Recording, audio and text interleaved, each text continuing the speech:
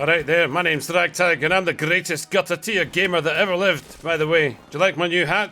Anyway, I'm going to display to you the ancient secrets of the pros. Skills that have been lost through time. Mainly because everyone's quitting this game already, but have no fear. I've got at least one video left in me on Apex Legends before I sell out and swap to Fortnite or whatever else people play that isn't Overwatch. Anyway, let's kick off this advanced guide with tip number 1. Making the impossible possible.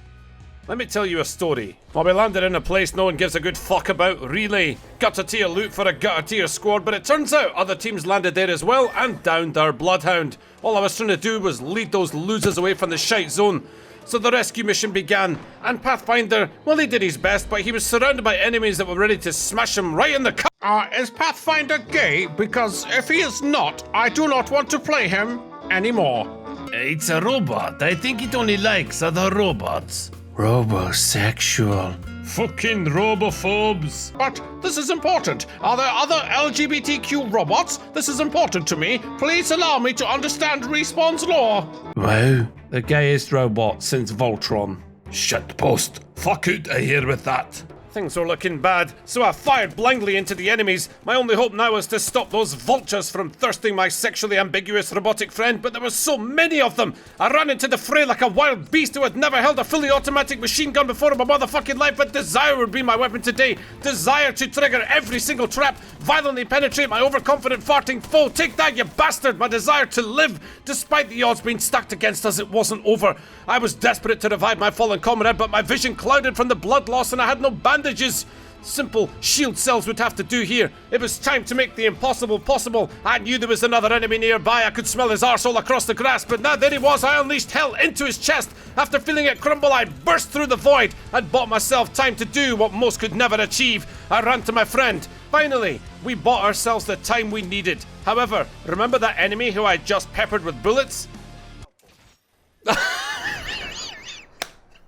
His day just got a whole lot better, didn't it? Next up is another impossible feat, and that is the secret void door finisher technique. Now, have you ever downed an enemy near the entrance to a building and you go and open the door to try and get inside, but you accidentally finish them instead? Well, this is an advanced version of that, where you walk up to the door and then scare the living shit out of everyone behind it. Now, here's what I'm talking about. Here's some gunshots up ahead of me. I notice a Bangalore fighting my teammate. So I go to walk into a building, wish I didn't, but I decide to throw down with my Eva A and its ornamentally superior skin, only to knock down the enemy, shut the door behind me, and then...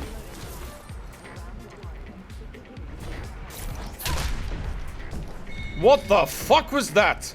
Well, as far as I can tell, I came back to pummel the shit out of that lifeline, but the enemy Bangalore got in the way. So the finisher starts, but Bangalore seems to have teleported behind the door thanks to Wraith continually paradoxing her way in and out of different dimensions.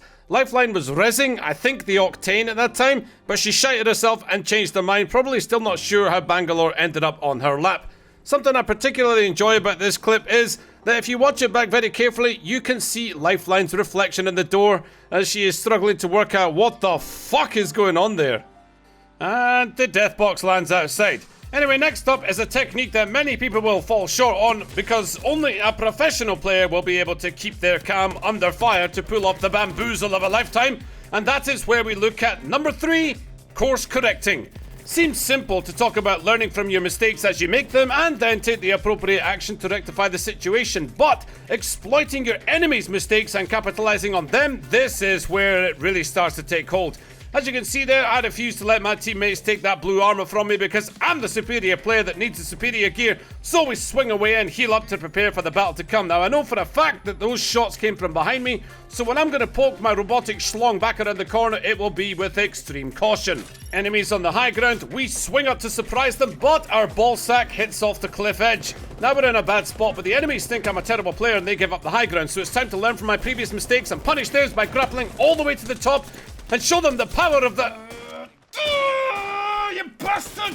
You donkey ding dong dick! Oh, bite my shite, you fucking... I think I handled that pretty well. Anyway, next up is number 4. Become the Alpha Legend. So you land in the airbase. Another Pathfinder is there with you and he's gonna make a play for your loot. So you punch him in the virtual nutsack and then he tries to escape off the edge. And what are you gonna do? You remind him who the fuck you are. What the fuck, dude? What the fuck is happening? Oh shit, that was enemy. Fuck, I shited myself so bad there. Fucking hell. I shot myself there, that's why I fucking pressed the gun button. Fucking hell. Changing my pants after this game, I can tell you. We'll go north. Yeah. Circle. What happened to you there? What the fuck? Sliding on my own shite from my arsehole was what I was doing there.